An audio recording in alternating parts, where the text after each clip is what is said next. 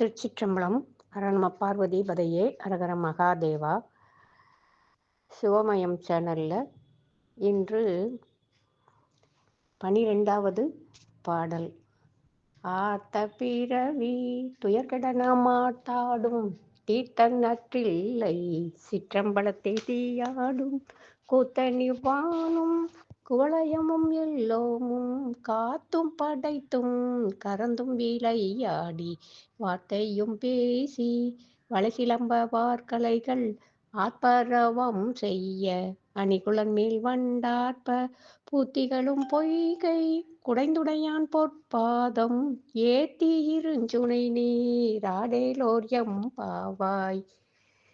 இது முதலாக வரும் 4 பாடலாக வரும்.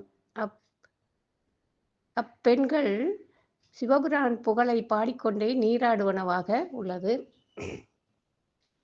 நம்மை பிணித்துள்ள பிறவியாகிய துயர் நீங்கும்படி நாம் மகிழ்ந்து ஆடும் தீர்த்தமாக உள்ளவன் நல்ல தில்லை சிற்றம்பலம் என்னும் ஞான சபையிலே தீயை ஒரு கரத்தில் ஏந்தி நடம் ஆடுகின்ற கூத்தப் பெருமான். விண்ணுலகையும் இந்த பூ உலகினையும் பிற எல்லாவற்றையும் படைத்தும் காத்தும் கால எல்லையில் அழித்தும் விளையாடுபவன். அப்பெருமான் மீது இப்புகழ் மொழிகளை பேசிக்கொண்டு நமது வளையல்கள் ஒலிக்கவும் மேகலைகள் ஆரவாரிப்பவாகிய ஒளியை செய்யவும் அழகிய கூந்தல் மேல் வண்டுகள் ரீங்காரம் செய்யவும் நீர்ப்பூக்கள் நிறைந்த இப்பொய்கையில் நீராடி பின்னர் நம்மை உடையவனாகிய சிவபெருமானின் பொற்பாதங்களை புகழ்ந்து வணங்கி மலையின் மீதுள்ள சுனை நீரிலும் ஆடுவோமாக அப்படின்னு பாடுறாங்க. இப்போ இதுல ஆர்த்த பிறவி அப்படின்னா உயிர் ஆணவம் கண்மம் மாயை என்னும் மும்மலத்தோடு கட்டப்பட்டு, அதாவது பிணிக்கப்பட்டு பிறவியாகிய கடலுள் வீழ்த்தப்படுவதால் ஆர்த்த பிறவி என்றார்.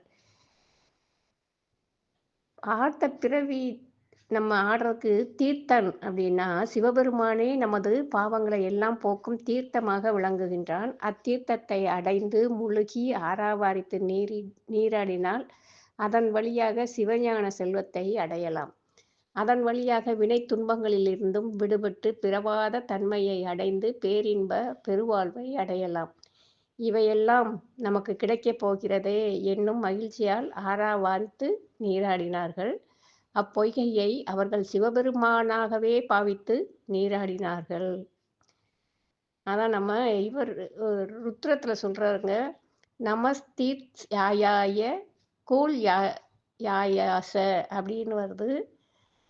அப்புறம் இன்னொன்று, அதாவது தீர்த்தனே ஆற்றங்கரையனே வணங்குகிறேன் அப்படின்னு சொல்லி ஸ்ரீ ருத்ரத்திலையும் பெருமானை தீர்த்தமாகவும் கரையாகவும் சொல்றாங்க.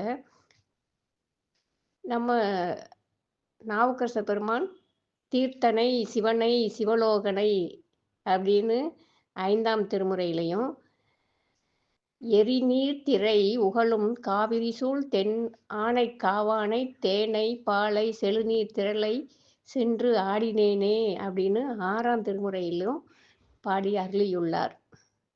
திருச்சிற்றம்பலம்.